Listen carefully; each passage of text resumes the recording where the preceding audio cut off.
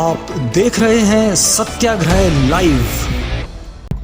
इंदौर के महू में आयोजित कांग्रेस रैली के बाद प्रदेश की सियासत गर्मा गई है। भाजपा और कांग्रेस एक दूसरे पर बड़े हमले कर रहे हैं। बता दें, महू में आयोजित रैली में विपक्ष के नेता राहुल गांधी ने कहा था कि आजादी के पूर्व देश में महाराजाओं के पास ही अधिकार थे।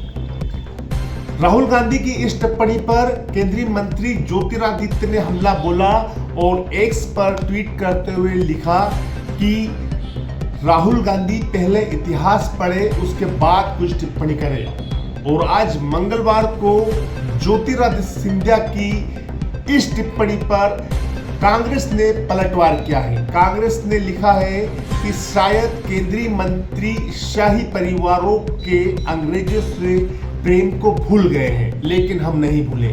क्या है पूरा मामला, आपको विस्तार से बताते हैं।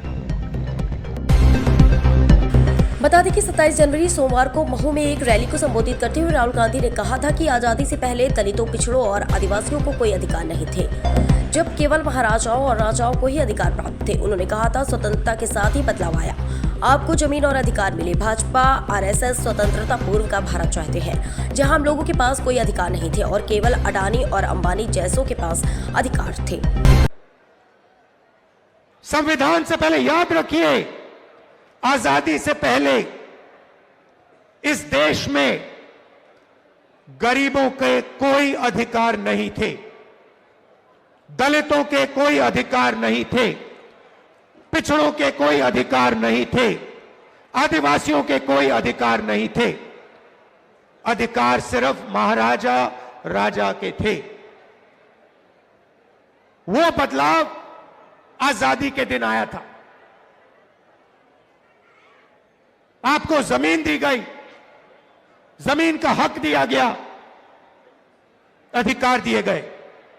राहुल गांधी के इस भाषण पर ज्योतिरादित्य सिंधिया ने राहुल गांधी पर हमला बोलते हुए एक्स पर सोमवार रात कहा कि संविधान को अपनी पॉकेट डायरी मानने वाले नेता राहुल गांधी द्वारा आजादी से पहले भारत के राजघरानों की भूमिका पर दिया गया बयान उनकी संकीर्ण सोच और समझ को उजागर करता है। सिंधिया ने पोस्ट में कहा कि सत्ता और पद की भूख में वह भूल गए हैं कि इन राजघरानों ने ही सालों पहले भारत में समानता और समावेशी विकास की नींव रखी थी। 2020 में कांग्रेस छोड़कर भाजपा में शामिल हुए सिंधिया ने कहा, वह भूल गए हैं कि किरू बड़ौदा महाराजा सयाजीराव गायकवाड़ ने हमारे संविधान निर्माता बाबा साहेब अम्बेडकर को शिक्षा प्रदान करने के लिए वित्तीय सहायता प्रदान की थी।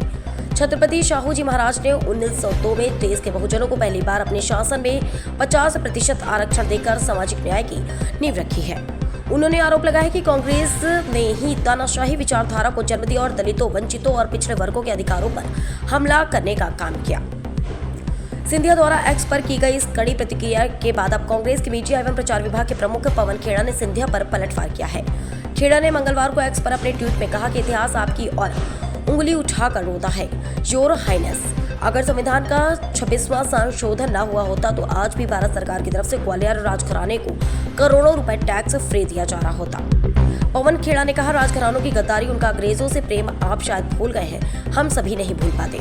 इतिहास गवाह है कि एक राजघराने की पिस्तौल का इस्तेमाल राष्ट्रीय पिता महात्मा गांधी की हत्या में हुआ था।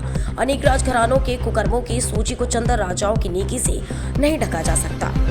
इसके अलावा भी खेड़ा ने बहुत कुछ लिखा है। अब देखना होगा उन्होंने कांग्रेस के बड़े प्रदर्शन के पास शुरू हुआ बयानबाजी का यह दौर आगे क्या मोड़ लेता है। देखते रहे सत्याग्रह लाइव।